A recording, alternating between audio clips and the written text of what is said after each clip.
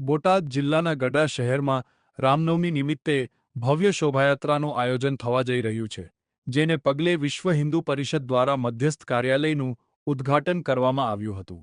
ધાર્મિક નગરી ગડામાં આગામી રામનવમીના દિવસે શોભાયાત્રાનું આયોજન કરવામાં આવ્યું છે, ત્યારે કાર્યાલયના ઉદ્ઘાટન પ્રસંગે સુપ્રસિદ્ધ મંદિરના સંતોએ આશીર્વચન પાઠવ્યા હતા। જો કે આ પ્રસંગે રાજકીય સામાજિક આગેવાનો પણ ઉપસ્થિત રહ્યા હતા। આ વર્ષની શોભાયાત્રામાં ધૂન ભજનની મંડળીઓ, શસ્ત્ર પ્રદર્શન વગેરેના ફ્લોટ જોવામાં આવનાર છે। જે વિશ્વ હિન્દુ પરિષદ કરવા જઈ રહી છે તો એ સફળ થાય તેવી અંતરથી આપણા ઈશ્વરને આપણે પ્રાર્થના કરીએ।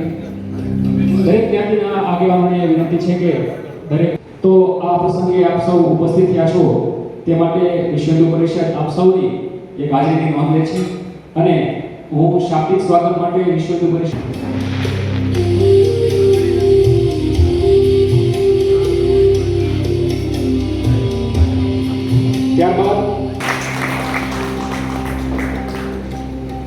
ત્યારબાદ આપણી વચ્ચે ઉપસ્થિત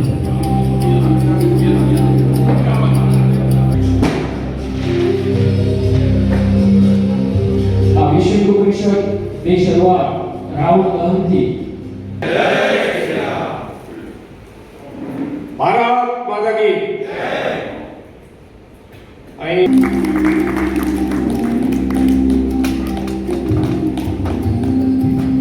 ત્યારબાદ આપણી વચ્ચે જેની અંદર આ દર વર્ષે આપણે કાર્યાલય ઉદ્ઘાટનનો પ્રસંગ કાર્યક્રમ રાખીએ છીએ।